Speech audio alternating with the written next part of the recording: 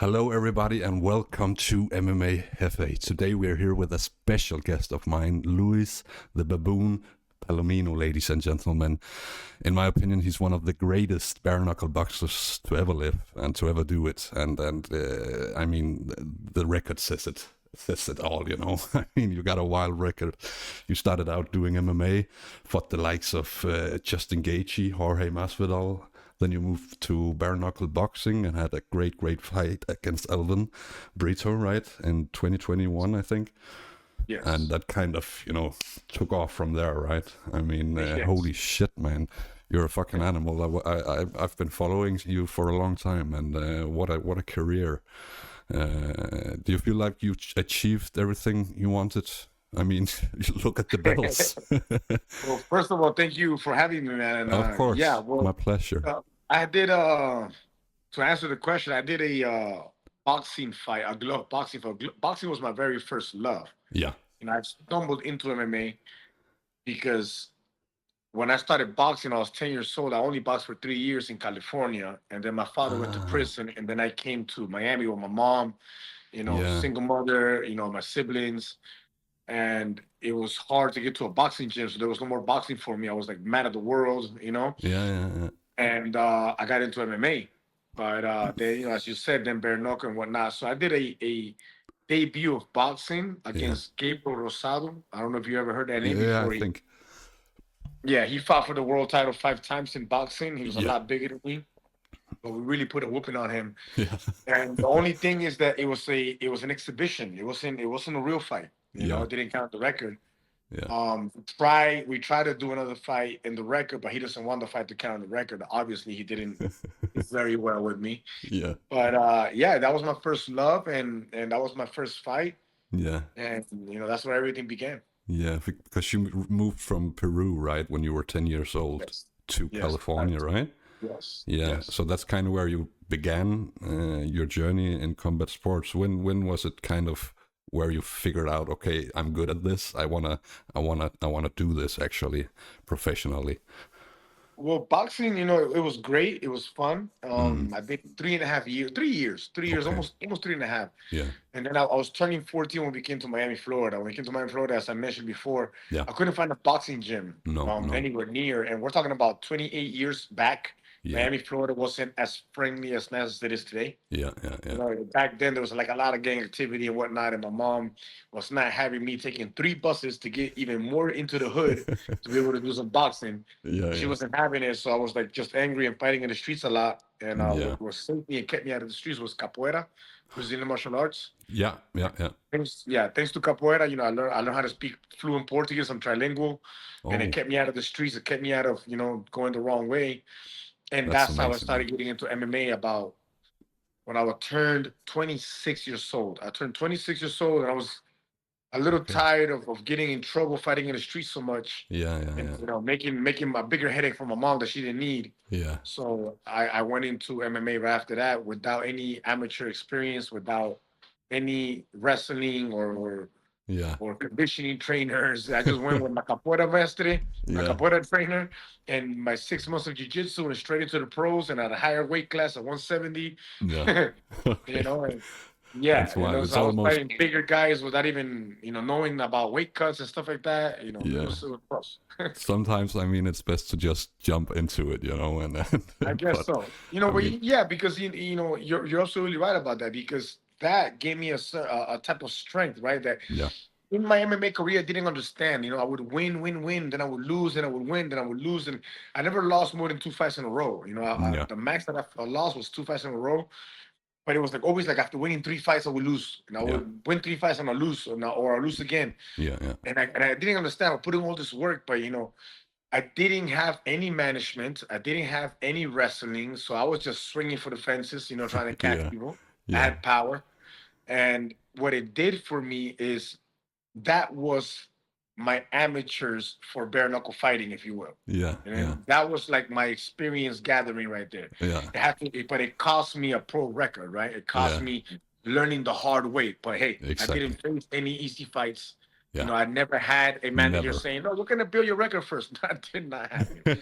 I fought the best. They always said it. Oh, for Baboon, for Palomino, we need somebody bigger. And I Yeah. always ended up fighting somebody that either was about to go to UFC or somebody that just came out of UFC. Yeah. That was my MMA career. Yeah. Yeah, for sure, man.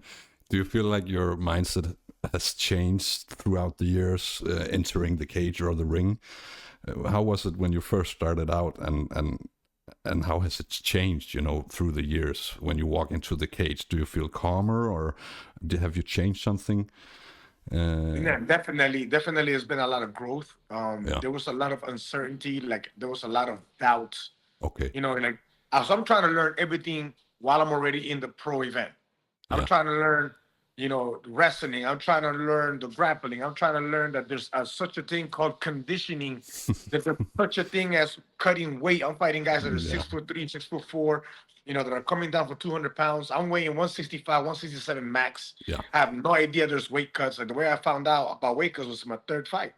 I fought Jeremy Stevens that ended up being in the Yeah. Ultimate Fighter house at 185 pounds. That's right. That's right. Okay, yeah, Jeremy Stevens, Yeah. and the day before the fight, I'm like, he was in a full sauna suit, and after the fight, that was my first decision. My first two fights were knockouts. Yeah. Yeah. And I couldn't reach his head. He was 6'3", I couldn't, it was hard. Yeah. And the day after the fight, he was super friendly. So the day after the fight, I asked him, and I was like, hey, why did he have like a sauna suit, Yeah. And the same day of the fight after we fought, he was super cool. Yeah. And he was like, oh man, I was doing my last 5 pounds. And I was like, what you mean? Yeah, he was like, yeah, I come down for 200. And I was like, what? And I go, how much do you weigh now? Like, 180 something, 185 maybe. Yeah. Yeah. I was like, what? And I'm over here like, I'm 167, wet. You know what I Yeah. mean? Yeah. Yeah. And this guy's like 185, who knows how much he's weighing in that moment, right? And that's when I started to learn about weight cutting and whatnot. I started to get my experience. So yeah, getting back to that question, I've learned a lot. Yes, I approach things differently. Yes. Yeah. I remember the very first fight that I had, the very first professional fight. Mm. I was in the locker room. And mind you, right, I've only been doing jiu-jitsu for 8 months now. I got my blue belt in 6 months under Josh Pareda. Yeah. And a couple months later, in 8 months, I went and I did my debut in pro fighting, right, for 170 pounds. Yeah. So I'm in the locker room, and I'm like, this is my way of going about it, right? Mm. I'm like trying to like gather strength for myself, right? Because of course I'm nervous like anybody else, right? Of course. And I'm like, I call my father. I haven't seen my father in years. My father already got out of prison. We communicate here and there. Yeah. So I'm calling my father, and I couldn't get in contact with him. Mm. Who else am I gonna call? My mom? I'm not gonna call anybody else. So I'm like, okay. So then I started thinking to myself, right? And I used, what I used to do? I used to watch Vanderlei Silva highlights. Okay. That was one of my favorite fighters back then for Prime. The right? best. So yeah, so I used to watch his crazy style. The axe murderer, right? Yeah.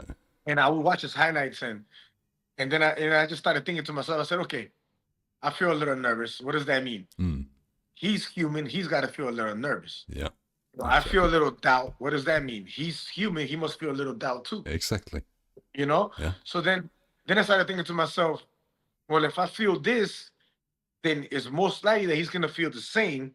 Mm-hmm. And if I feel pain, then he's gonna feel pain too. Mm-hmm. So then I started to make this conclusion in my head. We're like, okay, well, it's gonna come down to who's gonna show it first. Yeah. Who's going to show the doubt first? Yeah. Who's going to show the fear first? Exactly. Who's going to show they're being hurt first? Yeah.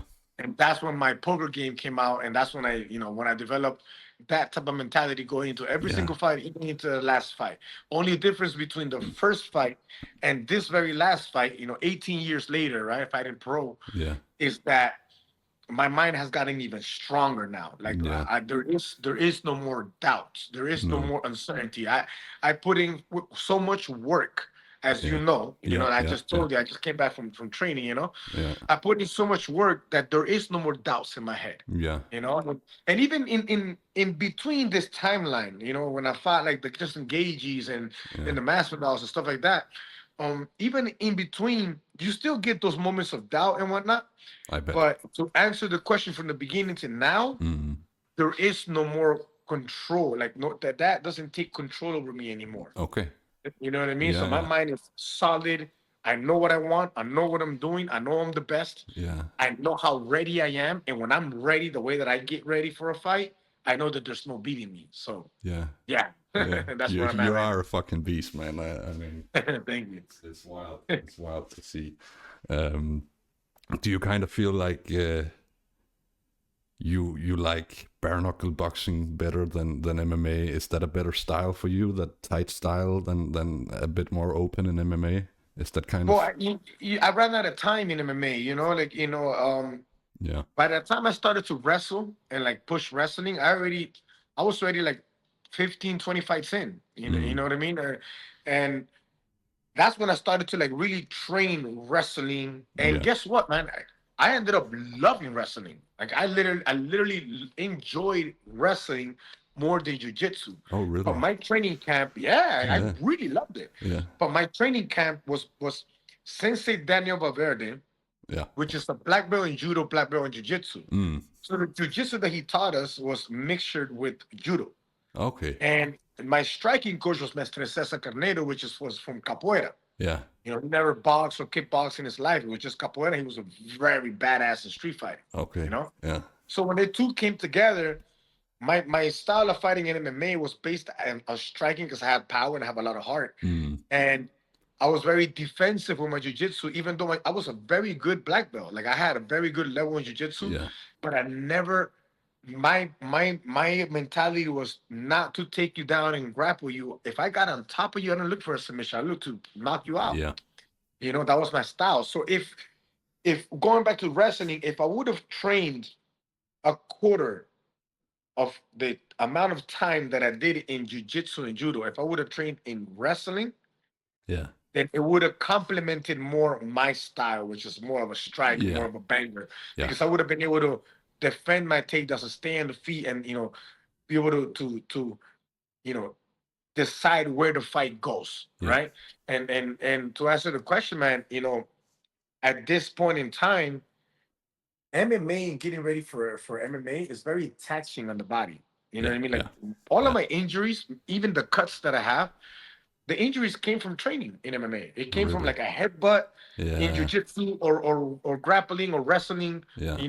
It came from I never got hurt sparring hard, and most of my sparring partners were 170 pounders. What does that mean? These guys are walking around 200 pounds when they're off camp. Yeah. You know what I mean? This were my sparring partners for years. Yeah. And we banged like no problem. So I didn't get hurt in striking. No. Most of my injuries were jiu-jitsu, wrestling, the head buzz, you caught an elbow or a knee by accident, Never happened to me in striking. So to get back to the question, in this point in time, bare knuckle suits me more because the preparation for bare knuckle is nowhere near the preparation for MMA. Okay.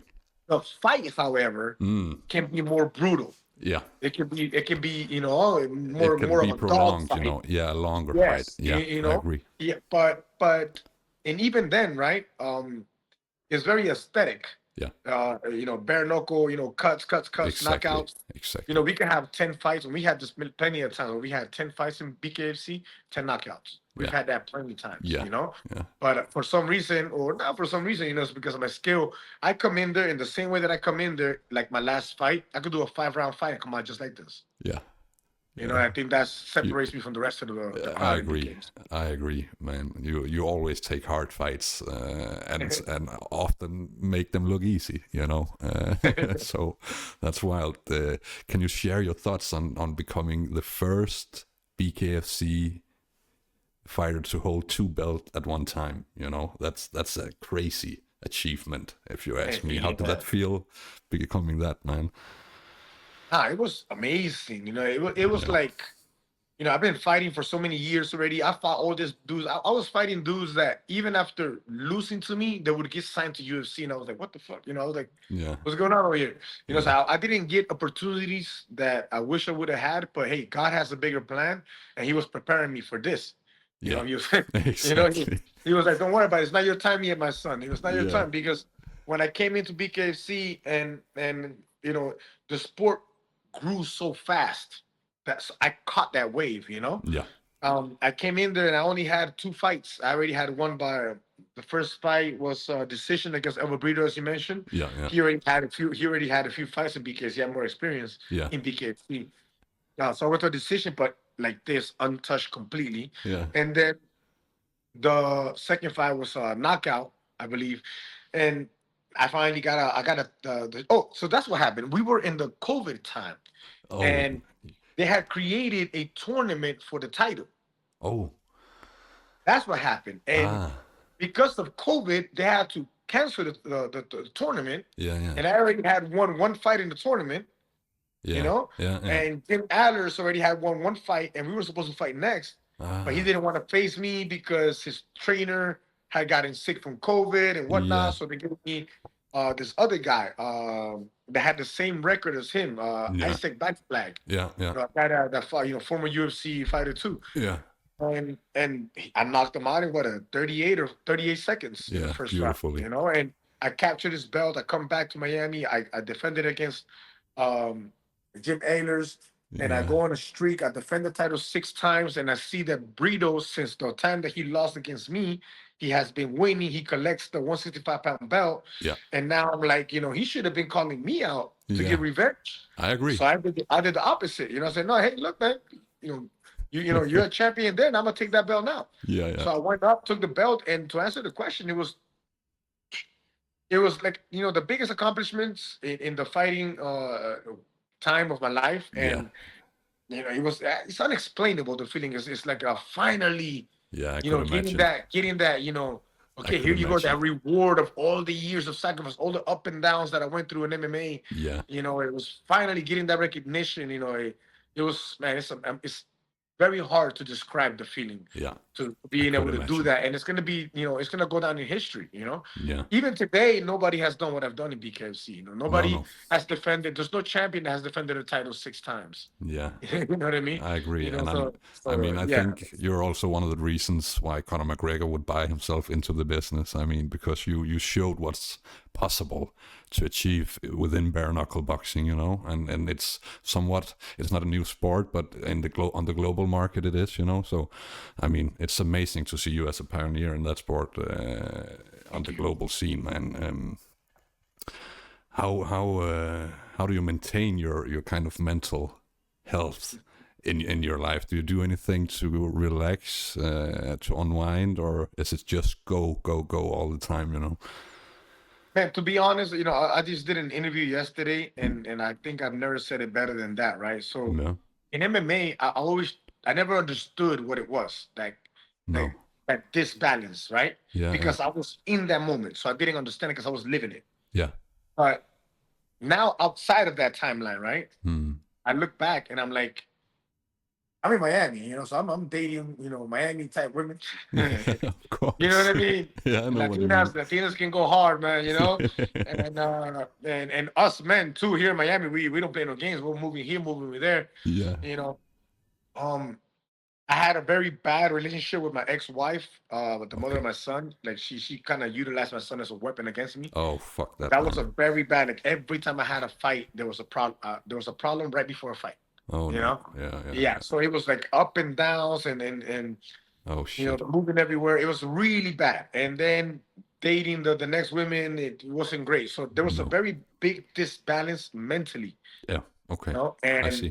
now I understand it because when I met my wife today, my Mm. wife's from Japan, right? Yeah, Karen. Um, Yeah. yeah, Karen, Yeah. she's she hates when I say full breed Japanese, right? Because I used to breed dogs, and I was like, I'm not a dog. Like, yeah, but you're full breed. Anyway, You're full breed. so, so her entire no, what I mean by that, her entire bloodline's from Japan. So she's Yeah. very, I don't want to say very traditional because it's not, but yeah, Yeah. kind of, right? Yeah. So I met her in the worst time of her life. She was going through a very bad breakup, marriage, divorce, Okay. and very bad, Yeah. Yeah. traumatic type, Okay. and I was going through a separation of my fiance, Mm. Mm. and it was I was riding a 4-fight losing streak in MMA, which I've never lost more than 2 fights. Yeah. So I'm like at the end of my career. I'm in depression. My son is being taken away from me again for Oh like the shit. 7th time. I can just imagine, man. Yeah. Yeah, so I'm living in the gym, like I mean, I'm not gonna kick out, the single mom with the kid because I had a stepson, right? Yeah. Okay. And, I'm not gonna kick them out. I just No. removed myself from the apartment and Yeah. let them live the rest of the months that I had left pay there. Yeah. I pay everything in advance, right? And I put myself in the gym. That's when I met Karen. And to get back to the whole point of this is all this back here, and I mention it in every interview because it's just the simple truth. All of this right here was how can I say it? It was provided by mental peace. Okay. So in MMA, physically, I was always ready to go because I'm a training addict. Like I'm always the first one in the gym, last one to leave. Like I'm always the one pushing everybody in the gym, always like the captain of the gym, right? Yeah.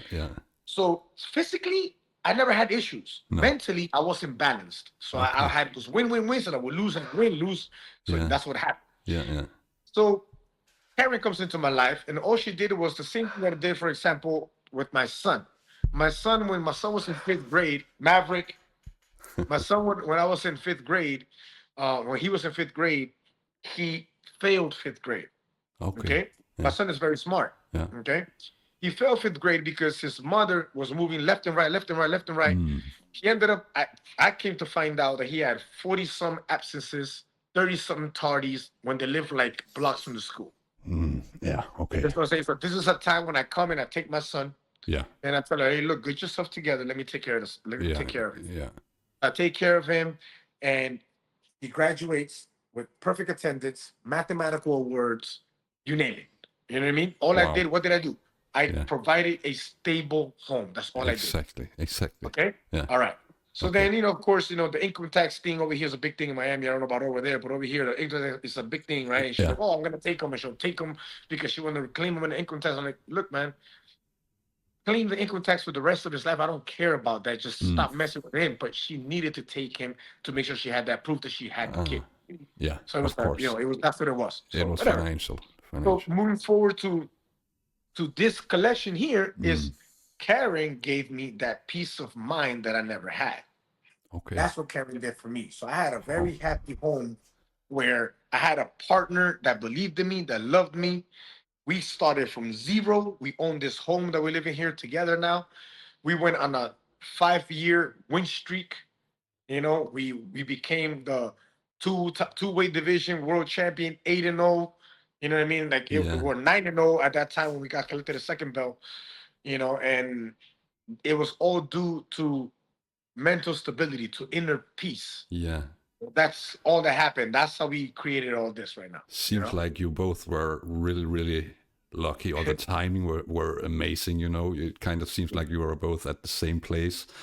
Maybe even have lost a bit of hope regarding finding somebody to be with, right? And then you magically meet and have the same kind of situation going on. So that's a crazy story, man. Yeah. I wish to find something like that someday. It's not easy with ladies these in this time and age. You also you talked about at some point, or I at least read about. You talked about COVID, and you got hit pretty bad, right? At some point, didn't you? Yeah. I was like I told you, I've always been a health freak. There's a reason why I can still fight at the level that I fight at this age, right? People don't believe it, right? It's because when COVID hit, I hadn't gotten not even a cold. Not even a cold, not even a cold, not a cough in 5 years. Okay? Yeah. So for 5 years, I didn't get sick. Yeah. At all. No. Like whatsoever. Like now, mind you, right? When you're about to get a cold and you get like a little sniffle, or you get a funny feeling under your mouth. Yeah. Okay. So I'll start with that, right? Yeah. And when that kicks in, what do? I go into my ginger tea, my ginger garlic tea, blah, blah, blah. Like I have a little, old school thing that I do and what my mom does. So I go into that. I go into resting mode and I do an IV, multivitamin IV to boost my immune system. Yeah. That's all I'm doing. Yeah. Right. So I rest, and within the next, I don't train that next day. If I feel it, I don't train that next day. That's what I do. Okay. I reboost my immune system with an IV right away. and I start sipping on my tea. The very next day, I'm training, sweating everything out. I never got sick. So because I kept doing this, when COVID hit, the first wave was very light, right? People were catching it kind of like a very bad flu. And then the other wave came. I forgot what it's called. It was I'll think about it in a minute. But the first wave came, and I'm over here like, I'm not saying I'm laughing at people, but I'm like, man, what's wrong with you? And I'll grab their bottle of water and I'll drink it, you know? So what happened was I had just won a fight. I won a fight. I think it was a title fight, the defense of the title fight. And after winning the fight, I don't drink, but I have a very high tolerance for alcohol. Yeah. So if I am gonna drink, I have to drink, or else I don't feel nothing. You understand what I'm saying? Yeah. I don't know why, but that's how my liver works, right? So I won the fight, and I partied, and I drank the whole weekend. Yeah. Okay. And on Monday, so this all weekend drinking, not sleeping well, my immune system is going down, right? Yeah. Monday, I had my sponsor, Ralph Navarro from Florida Yachts International, FYI. He lent me a 100-foot yacht. Okay. Right? He let me the yacht because I was gonna propose to Karen. Yeah, okay. It's not a bad place to get I had a locked Japanese in. chef, a good friend of mine named Hiro. I had a Japanese chef in there, the whole yacht to ourselves and the crew. And guess what Hiro brings? Hiro brings a Japanese whiskey. And I'm like, oh, okay, here we go. Oh, shit. So I'm drinking more, it's my engagement, Yeah. So I'm going like on 4 days of straight drinking, but it didn't end there. No. My nephew from Peru just came to Miami for the first time. Yeah. And Karen is like, take him out. And I'm like, oh man, okay, here we go again. So I take him out Sunday night, and we have a couple of drinks, and it's in a close place. We're talking about middle of COVID, Yeah. People are there smoking, coffee, and whatnot. Boom, I got it. I got COVID right there. My immune system was too low. Oh. But I got, man, what was the second one called? It was a strong one, the one that was killing people. Yeah. You had the first wave, then you had the second one. Yeah. Anyways, whatever it was called, that one was killing people, right? Yeah. And it caught me like so bad that I ended up losing 29 pounds. Holy Okay. Yeah, 29 pounds. For 2 weeks, I had vomiting. If I ate anything, it came out. Yeah. Even water. I drank it with like little pills like zinc or whatever. Yeah. I drink it, it's coming out. Everything's coming out. So if I ate it, it come out. If I was just surviving out of IVs. Yeah. You know what I mean? So I was doing IVs for 2 weeks of 102, 104 fevers. Yeah, okay. Holy shit. For 2 weeks. Yeah. 102, 104 fevers, trying to manage the fevers. And I'm not going to the hospital. I'm in bed like, Karen caught it too, obviously, right? Yeah. Karen caught it too, obviously, right? Yeah. And Karen's younger than me. She healed faster. Yeah. Right? And she went to the other room while I'm still on there. I'm going on week 2 now, right before the week 2. And she's like, you need to go to the hospital. And I'm like, no, we're not going to the hospital. And I'm very, very like stubborn. Right? I said, no, you need to go to the hospital. And like, no, I'm not going. So 3 days later, I call her like at 4 a.m. in the morning. And I'm like, take me to the hospital. So I go to the hospital only to find out that she knew better. I guess it wasn't a good idea to put all these vitamins in the IV in your system on such an empty stomach. Yeah. I guess that did something where I had, not only did I have COVID, and the Nick diagnosed me. I got to the hospital at 5 a.m. in the morning. The doctor comes in at 8 a.m. in the morning only to tell me that I don't have COVID. And I'm like, what? Like, yeah, like I have all the symptoms. I'm telling you I have COVID. Like I did the testing, Yeah. And he's like, no, you don't have COVID. Okay.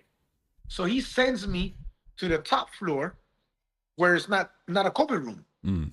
And I'm there now for hours, like feeling like shit, the IV, the fevers. And the nurse comes to see me and she's like, you have COVID. And I'm like, yeah, that's why I came here. That's what I told you all. Yeah, like the doctor, didn't want to even hear it. The doctor didn't even come in the room. The doctor comes in the room, and like at the door of the room, and he's like, well, you have this inflammation of the pancreas. You're about to pop, something like that, he tells me, right? And I'm like, what? And so I think that was because of the IVs I was doing. Yeah. On the empty stomach. So I had inflammation of the pancreas. And he like completely ignored the fact that I had COVID too. So it was both, you know? Okay. So now I have to wait from 8 a.m. in the morning all the way till midnight till the next doctor comes in. Yeah. And that doctor was like an angel. She comes in, she sits next to me, she holds my hand, Oh. and I tell her, Doc, I have COVID. Like I came in here because I have COVID. And the doctor's not listening to me. And he's telling me about the pancreas and I don't know what. And I believe maybe that's right too, but I have COVID. So okay, we're gonna retest you, blah blah. She retested me, comes back, she's like, yes, you're positive. We're taking you back down to the COVID room to start treatment and whatnot. And they're poking me with this insulin because they had to put me on a serious steroid, right? Because I couldn't do the other treatment that they were doing. Yeah. I was too late for the other treatment, so they had to do like a very serious steroid. This steroid shoots my sugar up to like 300, 320, 340. Yeah. So the nurse would come in. There's a different nurse now, different shift, comes in and she's gonna poke me like, just gotta let you know that you may become diabetic. I'm like, what? Okay, what? Yeah, I'm like, hold on a second. So she comes in for the second time, and she's like, right before she pokes me again because my sugar's going crazy, right? Yeah. And because of the steroid that the doctor prescribed me. Yeah. So to protect themselves, they have to bring my sugar down, you know? Yeah. So then the girl's like, you just gotta let you know before this shot that this may be you may become diabetic. And I'm like, all right, hold on. So at this point, there's a second shot with that talk, you know. So I'm feeling better now, right? My fever from 102 came down. Yeah. Right. So finally, and I had migraines for 2 weeks. That was the biggest thing. Okay. The biggest thing was the migraines, right? So the migraines calmed down, and the fever's calming down. Yeah.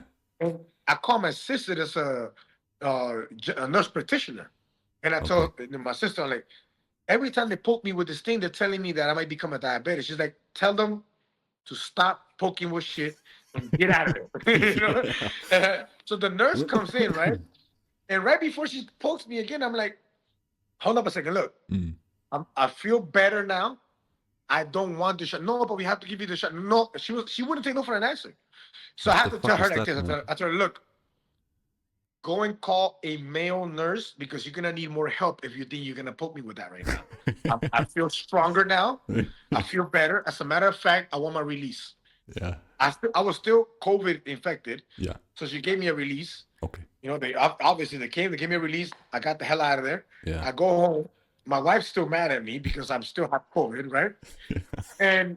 But she did something very smart. She contacted this oxygen because my oxygen was so low that she contacted this oxygen. I think it's called Oxygen Boost, right? Is that the Boost oxygen? Yeah, because she was trying to figure out how she's gonna get my oxygen up in the house. Of course. So she was like contacting people for the tank that was too expensive. That's fucking smart, though.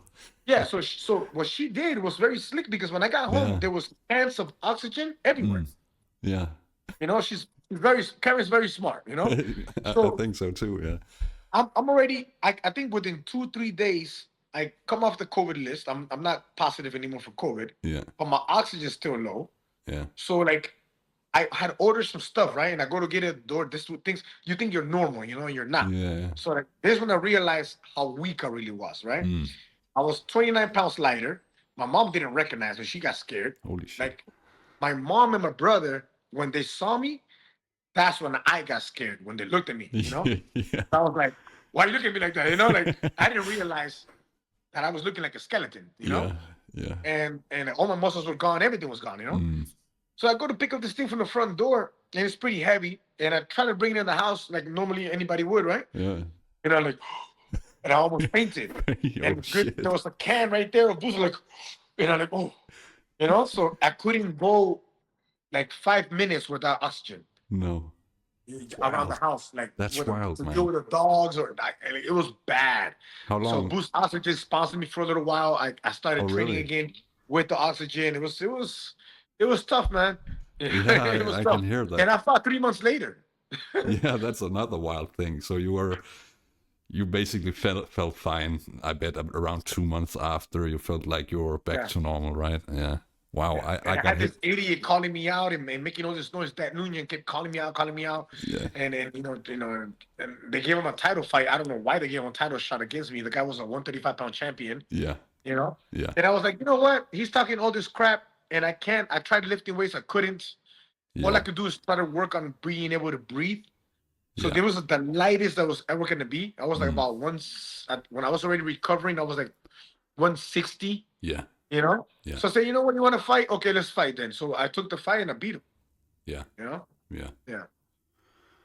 uh, Growing up or in your journey in MMA and of course bare-knuckle boxing mostly, is there anybody you kind of looked up to and you're on your way up, or kind of had as an, how do you say, a mentor maybe even, is there anybody?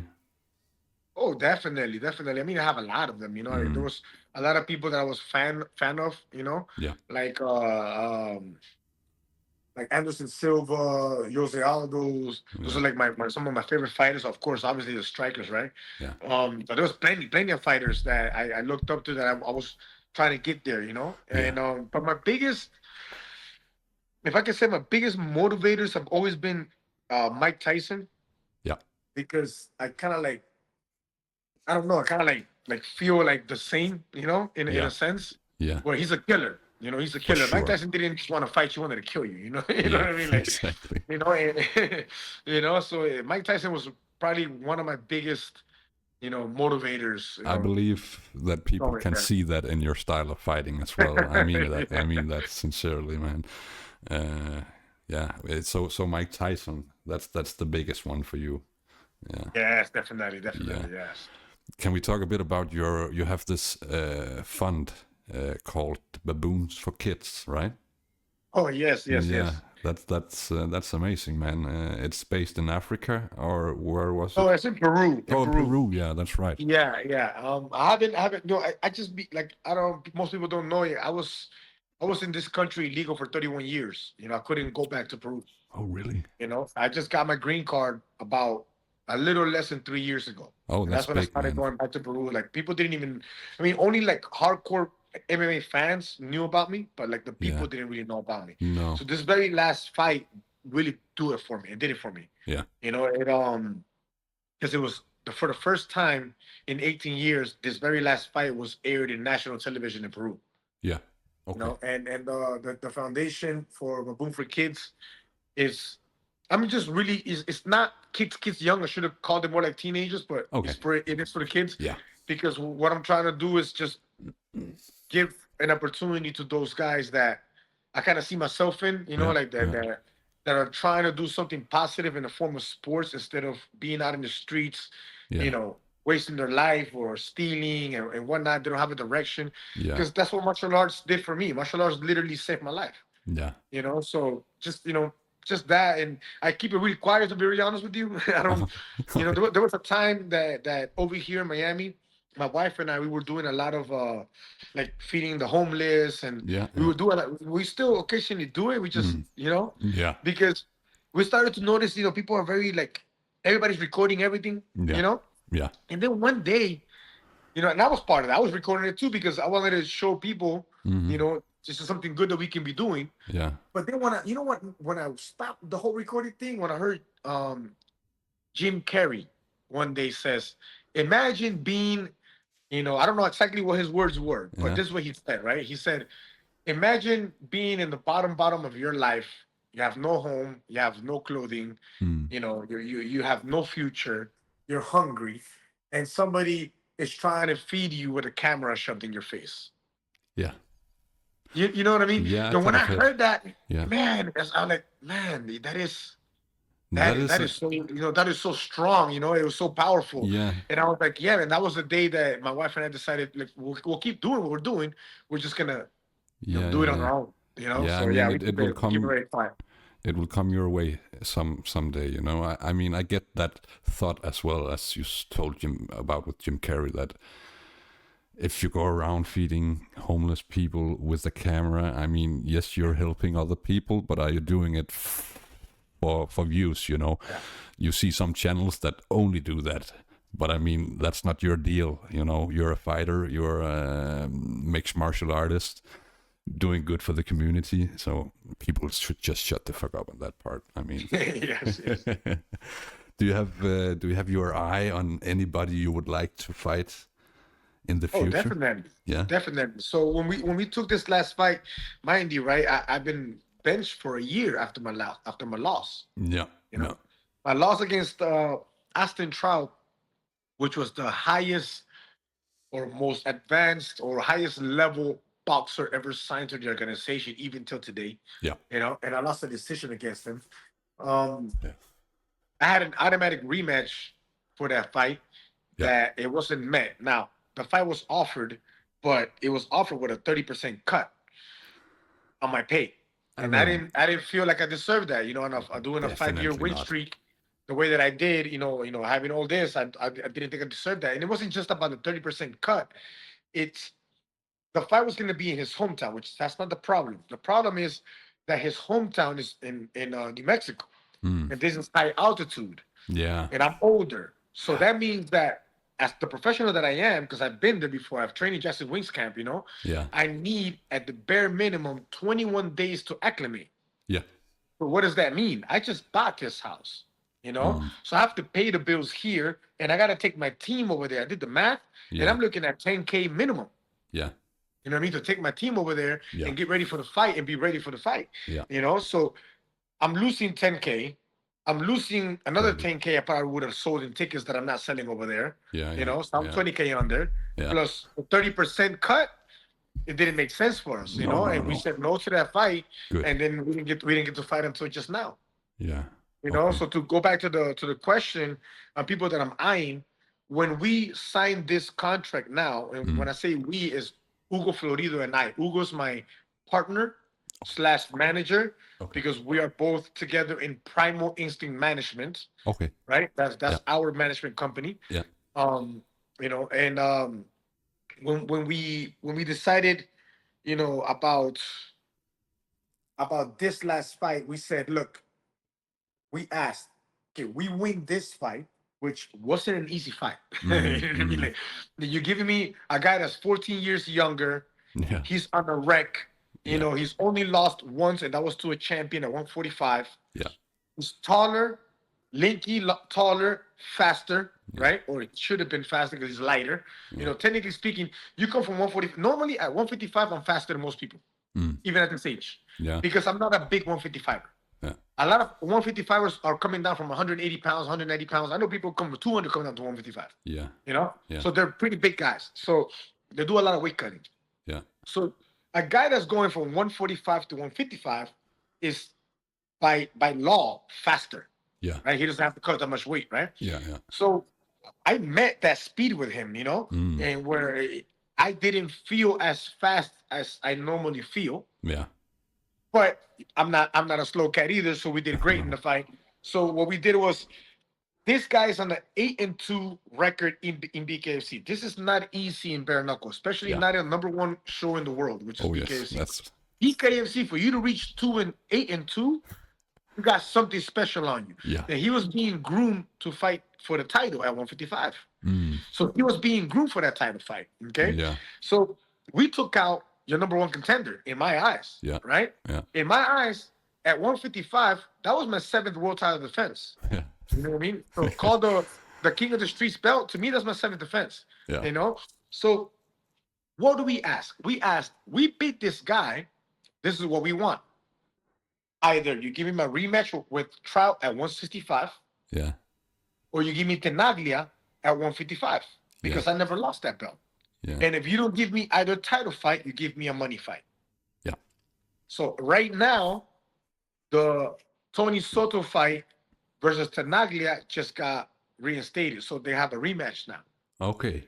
Because Tenaglia barely won that fight. Most people would think it went this way to Tony Soto. Some people think it went to Tenaglia. It was a split decision. Yeah. You know? Yeah. So now they're gonna duke it out again, which leaves me asked out of that title. Yeah. And Trout broke his hand in his last fight.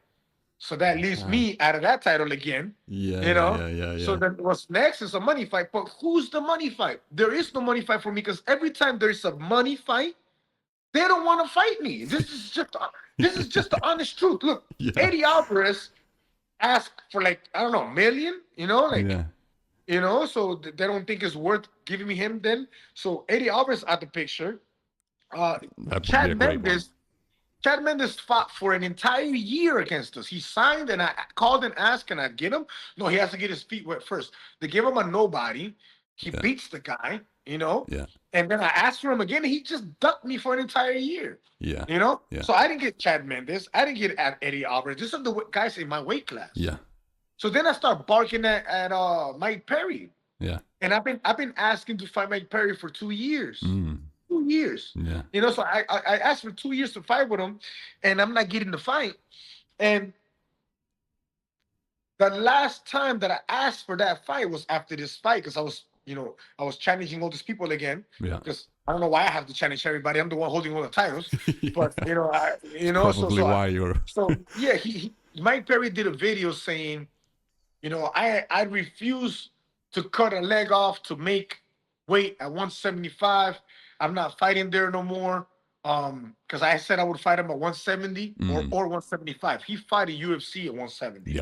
He fought in BKFC at 175. So I offered both weight classes. I walk around max 175. You know what I mean?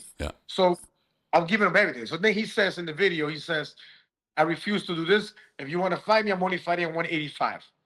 So to me, I just told everybody in public, look, this is that, because a lot of people send me messages to want to see that fight. So I just made a post on my Instagram, and I said, look, for all of you that keep asking about this fight, it's over. It's done. I tried for 2 years, and he just said that he's not fighting under 185. I can't make 185. So no. There's no more hopes for that fight. I'm not going to mention his name again. Done deal. And then the last person left was Jeremy Stevens. Jeremy Stevens came into the show talking about, I'm the king of the barbarians. He's talking all this smack, right? He wins the fight against Eddie Alvarez. I call him out, and the dude blocks me on social media. Really? What kind of king of the barbarians are you? I'm your weight class, and I am the only 8-0, or now 9-0 guy in 155. The only 6-time defending world champion. Like, why would you not want to fight me? You know what I mean? And now he after he blocked me, he took a fight. He's fighting for UFC right now, but it's a one-time deal thing. So I'm sure he'll be back. But you're blocking me like, bro, you're not that. Like, I understand like the Mike Perrys and Eddie Alvarez, which they didn't do it. Blocking me because the way they look at it, right? Even Chad Mendes, right? The way they look at it is like, I have 1 million followers on social media. I have this many eyes on me, and Baboon doesn't have that much following. So if I lose to him, it's gonna ruin my market. I can kind of understand that business wise, But Jeremy Stevens, brother, you're not. You know what I'm saying? Nah, bro, you're not there. You're not there either. But you're not there. You have all the titles. You have all the belts. If they want to get that writing in stone, they got to go through you, basically, in that division, right? So that's interesting. I hope, a fight with Alvarez or Jeremy. With Jeremy, I think that would be a fucking banger of a fight. So that's sad that he's not. Of course it would be. Yeah, it really, really would. Is there any advice here as a last question I'd like to ask you? Is there any advice for younger fighters, younger generations coming up? Maybe they don't have a father figure to guide them or anything. What do you think? Definitely.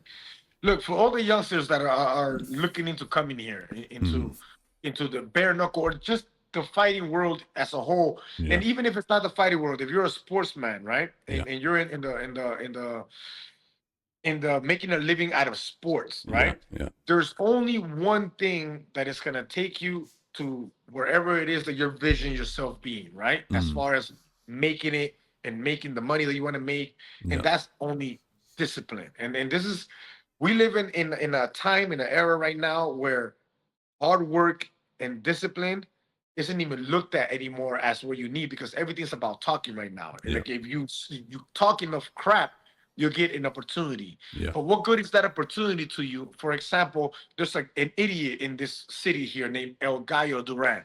Okay. Right? Yeah. And he does a lot of this, like a lot of this. Yeah. And I got all the sponsors and I'm making more money than you and I don't know what.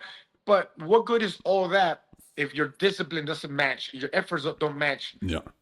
The old man that you're calling me. You're calling me the old man, but this is where I kill you. This is where I kill you because I don't have to get ready for a fight. I'm always ready. I'm always training to improve. So to get to the point of the answer is, if you're a sportsman, you're a fighter, you're trying to get to that goal, is you can't just train to get ready for that competition or to get ready for that fight. That's where everybody falls and fails. Yeah. You have to, like, I have friends, I'm not going to mention the name because he got into some problems right now, right? Okay. And I helped him get ready for this last fight.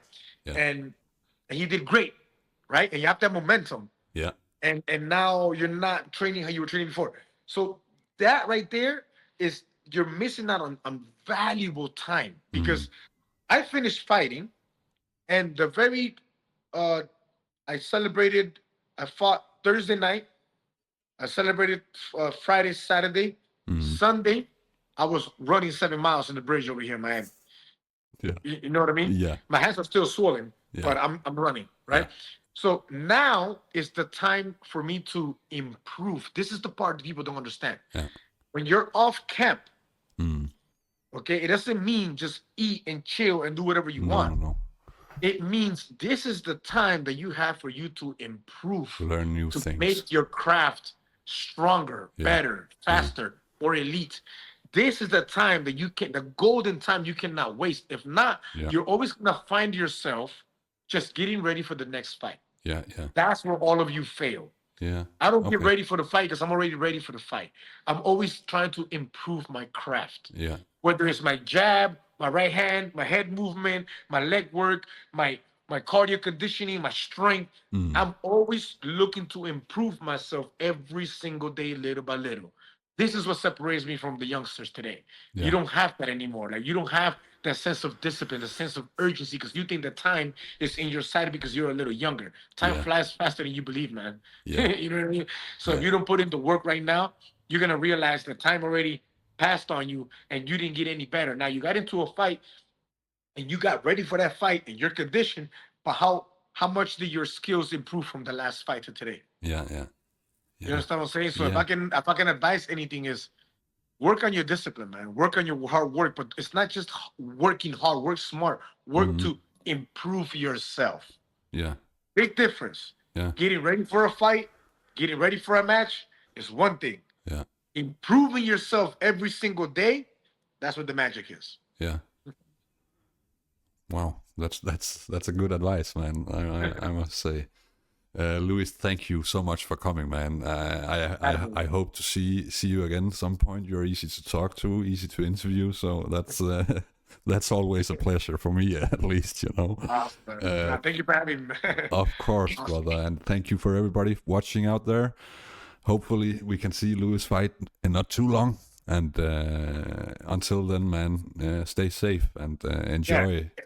And follow me at Luis Baboon on the social media. At Luis Baboon. Follow me. If you want to support your fighters, doesn't have to be me. If you want to support somebody that you look up to, somebody that you like watching, the best way to support, because what matters today is social media. Follow us, drop a comment when you see our stuff. Yeah. You know, give us a little love. Do it. Thank you, brother. Do it, everybody. Thank you, everybody. See you.